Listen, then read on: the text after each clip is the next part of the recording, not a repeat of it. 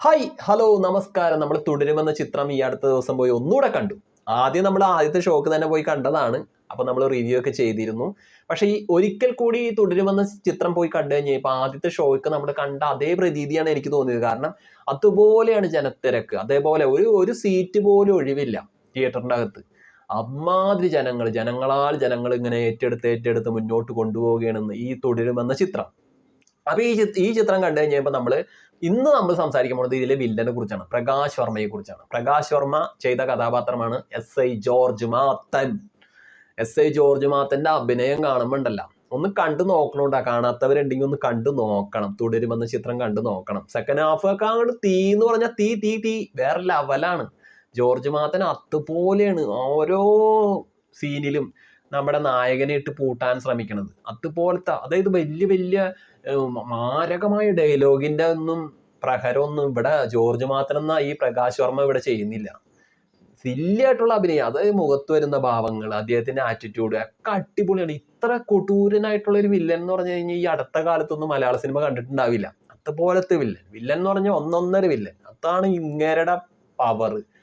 നായകനായിട്ട് മോഹൻലാൽ നിറഞ്ഞു നിൽക്കുമ്പോൾ മോഹൻലാലിന് എതിര് നിൽക്കുന്ന നായകനായിട്ട് നിൽക്കുന്ന ഈ വില്ലൻ ഉണ്ടല്ലോ, വില്ലനെ ഒരിക്കലും നമ്മൾ കുറച്ച് കാണാൻ പറ്റില്ല. അതുപോലത്തെ വില്ലൻ ഈ പ്രകാശ് വർമ്മ ഇത്ര കൊടൂര വില്ലനായിട്ട് മാറുമ്പോൾ നമ്മളൊരു കാര്യം ചിന്തിക്കണം. ഇദ്ദേഹം അന്താരാഷ്ട്ര നിലവാരത്തിലൊക്കെ അറിയപ്പെടുന്ന ഒരു പരസ്യ സംവിധായകനായിട്ട് ഇദ്ദേഹം അങ്ങട് എല്ലാവരെയും കീഴ്പ്പെടുത്തിക്കൊണ്ട് പോയ സംവിധായകൻ. അതായത് ഇദ്ദേഹത്തിന്റെ പരസ്യ ചിത്രങ്ങൾ എന്ന് പറഞ്ഞാൽ അത്ര ഹൈ ലെവൽ സാധനമാണ്. വഡാഫോൺ പരസ്യമാണ് ഏറ്റവും കൂടുതൽ ഇദ്ദേഹത്തെ പ്രശസ്തനാക്കി മാറ്റിയത്. സൂസു കണ്ടിട്ടുണ്ടാവില്ലേ? 2009 IPL ആ സീസണിലാണ് പ്രകാശ് വർമ്മ ഒരുക്കിയ വഡാഫോണിന്റെ പരസ്യം ഇറങ്ങുന്നത്. അതിൽ ഈ വെളുത്ത തലയൊക്കെ ആയിട്ട് ഇങ്ങനെ കോഴിമുട്ടയുടെ ആകൃതിയിലുള്ള തലയും അതുപോലെ തന്നെ വെളുത്ത ശരീരമൊക്കെ ആയിട്ട് ഇങ്ങനെ കുറെ മനുഷ്യർ വന്നിട്ട് അവരവരുടെ കൊച്ചു സന്തോഷങ്ങളും കാര്യങ്ങളും വഡാഫോണിന്റെ നെറ്റ് റീചാർജ് കാര്യങ്ങളെ കുറിച്ചുള്ള പരസ്യങ്ങൾ ഓരോ കഥകളായിട്ട് പറയുമ്പോൾ നമ്മൾ അത് ഇരുന്ന് കണ്ടുപോയിട്ടുണ്ട്. ഓരോ ഓവർ കഴിയുമ്പോൾ വരുന്ന പരസ്യങ്ങൾ വളരെ അരോചകമായിട്ടുള്ള പരസ്യങ്ങൾ കടന്നു വരുമ്പോഴും ഈ വഡാഫോണിന്റെ സൂസു പരസ്യങ്ങൾ വരുമ്പോൾ നമ്മൾ ഇരുന്ന് കണ്ടിട്ടുണ്ട്. ഞാൻ മാറ്റിയിട്ടില്ല കേട്ടോ, ഞാൻ റിമോട്ട് എടുത്ത് മറ്റു ചാനൽ തേടി പോയിട്ടില്ല.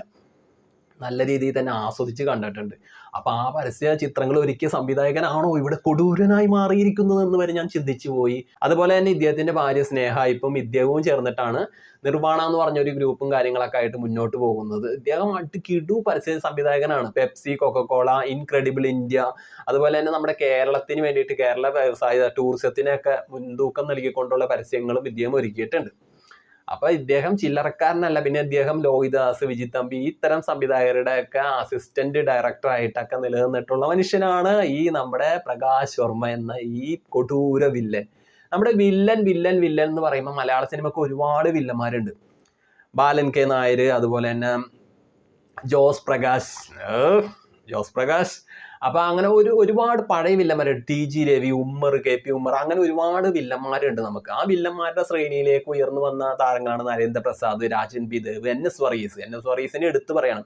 ചില സമയങ്ങളിലൊക്കെ നമുക്ക് NS വർഗീസിന്റെ ഒക്കെ ഓരോ ശൈലിയും ആ മുഖഭാവത്തിലെ മാറ്റങ്ങളൊക്കെ ആയിട്ട് നമ്മുടെ ഈ പ്രകാശ് വർമ്മയായിട്ട് എനിക്ക് സാമ്യം തോന്നിയിരുന്നു. NS വർഗീസ് നരസിംഹത്തിൽ ചെയ്ത മണപ്പള്ളി പവിത്രൻ കിടുവില്ലനാണ്. അതുപോലെ തന്നെ മമ്മറം ബാവ വെള്ളിയേട്ടലിൽ ചെയ്ത, അതുപോലെ ആകാശദൂ എന്ന് പറഞ്ഞ സിനിമയിലൂടെയാണ് ഈ NS വർഗീസിന് ഒരു എൻട്രി കിട്ടുന്നത്. അതിൽ ആ വില്ലനായിട്ട് കേശവൻ എന്ന പാൽക്കാരനായിട്ട് വരുന്ന, അത് നൈസ് വില്ലനാണ്. വില്ലത്തരം, ഉള്ളിലുള്ള വിഷം പുറത്തേക്ക് എടുക്കാനായിട്ട് എവിടെയൊക്കെ അവസരമുണ്ട് അവിടെയൊക്കെ നോക്കിയിരിക്കുന്ന ഒരു അസല് കുറുനരി. അതേപോലുള്ള കഥാപാത്രങ്ങളൊക്കെ ചെയ്ത് മികവാക്കി മാറ്റിയ ഒരുപാട് വില്ലന്മാർ നമ്മുടെ കൂടെ തന്നെയുണ്ട്. ഇപ്പൊ തന്നെ നായക വേഷത്തിൽ നിറഞ്ഞു നിൽക്കുന്ന സായികുമാർ തന്നെ വില്ലനായിട്ടുണ്ട്. ഈ വെള്ളിയേട്ടലിൽ വില്ലനായിട്ട് സായികുമാർ വരുന്നില്ലേ? അതുപോലെ ദിഗംബരനായിട്ട് മനോജ് കെ ജയൻ വന്നിട്ടുണ്ട്. അതുപോലെ നമ്മുടെ കലാഭവൻ മണിയുടെ വില്ലനെ കണ്ടിട്ടില്ല? ചോട്ടാ മുംബൈയിൽ. അതൊക്കെ കിടു വില്ലനാണ്. അതുപോലത്തെ ഒരു ഐറ്റം വില്ലനാണ് നമ്മുടെ ജോർജ് മാത്തൻ എന്ന പ്രകാശ് വർമ്മ ഒരുക്കിയ കഥാപാത്രത്തിന്റെ പേരാണ് ജോർജ് മാത്തൻ. ഈ പടം കാണാത്തവരുണ്ടെങ്കിൽ ഒന്ന് പോയി കാണണം കേട്ടോ. തിയേറ്ററിൽ പോയി തന്നെ കാണണം. അസല് പടമാണ്. സൂപ്പറായിട്ട് ഈ വില്ലന്റെ ആ അഭിനയം ഒന്ന് കാണണം നിങ്ങൾ. അതുപോലത്തെ വില്ലൻ. ഈ കസബ സിനിമയിൽ മമ്മൂക്ക ഉണ്ടല്ലോ, മമ്മൂക്ക യൂണിഫോം ഒക്കെ ഒരു ബട്ടൺസ് ഊരിയിട്ട് യൂണിഫോം ഇങ്ങനെ കയറ്റിയിട്ടിട്ട് ഇങ്ങനെ വന്നിട്ട് ഇങ്ങനെ ഓരോരോ ഡയലോഗ് ഇങ്ങനെ പ്രസന്റ് ചെയ്യുന്ന സീനുകളൊക്കെ ഉണ്ടല്ലോ, അതുപോലെ എനിക്ക് തോന്നി ഈ പ്രകാശ് വർമ്മ അതുപോലെ തന്നെ ഇങ്ങനെ ഷർട്ട്, അത് യൂണിഫോം ഇങ്ങനെ ഇത്തിരി കയറ്റിയിട്ടിട്ട് അതുപോലത്തെ പൊക്കവും നല്ല അതുപോലത്തെ ശരീരമൊക്കെ ഉള്ളൊരു മനുഷ്യൻ, അത് ഒന്നൊന്നര വില്ലൻ എന്ന് തന്നെ പറയണം. ഈ വില്ലനെ ഒരിക്കലും നമ്മൾ കുറച്ച് കാണാൻ പറ്റില്ല, അതുപോലത്തെ അഭിനയമാണ് കാഴ്ചവെച്ചിരിക്കുന്നത്. അപ്പൊ പ്രകാശ് വർമ്മ എന്ന ഈ വലിയ മനുഷ്യൻ ഇനിയും നിറയെ വേഷങ്ങളായിട്ട് മലയാള സിനിമയിലേക്ക് കടന്നു വരട്ടെ. തുടരുമെന്ന ചിത്രം അത്രയേറെ ബൂസ്റ്റായി. ഈ പ്രകാശ് വർമ്മയ്ക്ക് പകരം ഈ തുടരുമെന്ന സിനിമയിൽ ജോർജ് മാത്തനായിട്ട് വേറൊരാളെ വെച്ച് കഴിഞ്ഞാൽ നമുക്ക് അത്ര സെറ്റപ്പ് ആവുമെന്ന് തോന്നണില്ല കേട്ടോ. അതുപോലത്തെ ഡയലോഗ്, ആ ശബ്ദത്തിനൊക്കെ എന്താ ഒരു കനം, അടിപൊളി. ഈ ബിഗ് ബി സിനിമയിൽ നമ്മുടെ മമ്മൂക്ക പറയുന്ന ഒരു ഡയലോഗില്ലേ, സാറേ ജോർജ് മരിപ്പിനുള്ള ചായം ഇടാൻ ഞാൻ തരുന്നുണ്ട്, ഇപ്പോഴല്ല പിന്നെ എന്ന് പറയുന്ന ഡയലോഗിൽ, അത് നമുക്ക് ഈ ജോർജിന്റെ അടുത്ത് പറയാൻ തോന്നും, ഒന്ന് പൊട്ടിക്കാൻ തോന്നുന്നേ, അതേപോലത്തുള്ള വില്ലൻ. അതുപോലെ ഇതിൽ ബിനു പപ്പ് ചെയ്തിരിക്കുന്ന കഥാപാത്രം ഉണ്ടല്ലോ, അതും കിടിലനാണ്. ബിനു പപ്പ് ഒരുപാട് റോളുകൾ ചെയ്തിട്ടുണ്ടെങ്കിലും ഈ വേഷം എന്തായാലും മനസ്സിനകത്ത് നിറഞ്ഞു നിൽക്കും. കാരണം നമുക്ക് അത്രയേറെ അരിശം തോന്നും ആ കഥാപാത്രത്തിനോട്. ഈ നമ്മുടെ ദൃശ്യത്തിൽ ഷാജോൻ ചെയ്ത പോലീസ് വേഷമില്ല, അതുപോലത്തെ പോലീസ് വേഷം, അതേപോലത്തെ നമുക്കങ്ങോട്ട് ഇടിച്ച് കൊല്ലാനുള്ള കലി തോന്നും. അതുപോലെയാണ് ഇവർ അഭിനയിച്ചിരിക്കുന്നത്. അപ്പൊ അവരുടെ അഭിനയത്തിന്റെ ഒരു പവറാണ് അതൊക്കെ.